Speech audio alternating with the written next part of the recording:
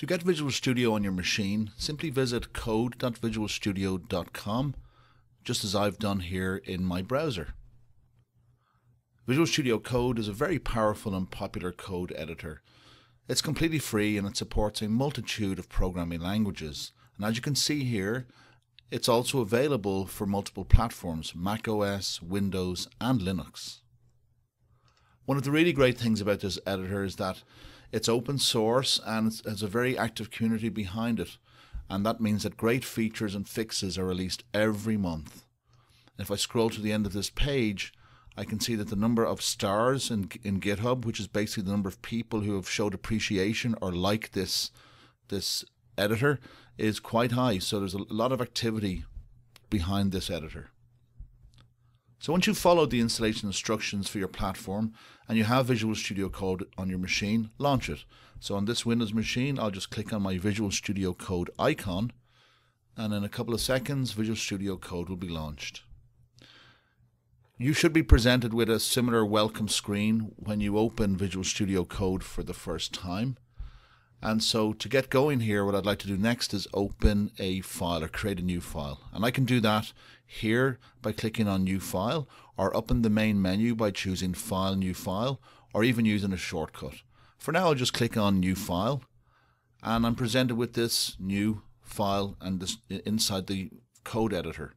I'll just paste some HTML in to save some time. And there's some HTML, and so far, nothing too exciting. What we have to do next is help the editor realize that this is HTML, and we do that by naming this file with the HTML extension. So I'll save the file. I'll save it off to my disk, and let me see, HTML, and I'll call this one test.html. Bingo. Once I do that, you can see that the editor has recognized this page as HTML and it's beginning to light up the content. So you can see the nice color coding of the page we get for free out of the box. Let's look at a couple more things we get with this basic support for HTML. If I move my mouse over any tag, I get more information on the symbol under the cursor. So if I roll over HTML, I get some information about that tag, and similarly for a body tag and every other tag or element on this page. And this is great when you're learning the language. If I'm inside my editing my page and I'm editing, if I open an angle bracket, it gives me a list of possible tags I can use. And if I select a tag, for example P, and I close it with an angle bracket, the editor automatically inserts the end tag if one exists or is needed for that particular element, which is really useful too. So there's two more things I can use.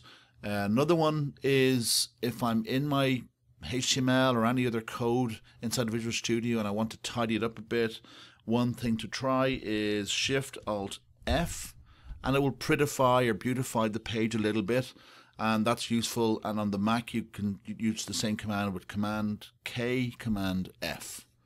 And so that's just a couple more features that are available out of the box in Visual Studio Code for HTML editing. Of course, it's always nice to see what your HTML code looks like when the page is rendered in a browser. One way to do that is to open the file from the local folder.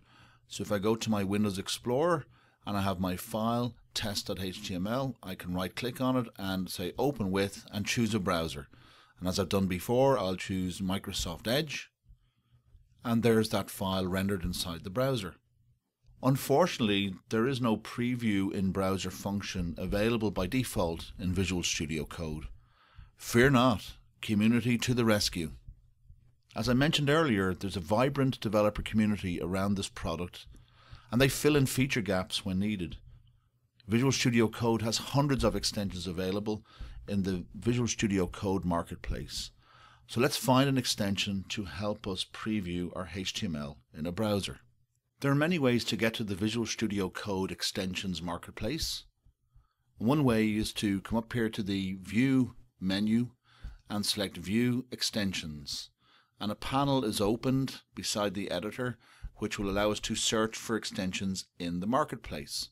So here I'll type in the word browser, and we get a lot of different extensions related to browser listed here. I encourage you to look through some of these, look at the ratings, and figure out for yourself which extensions you'd like to install.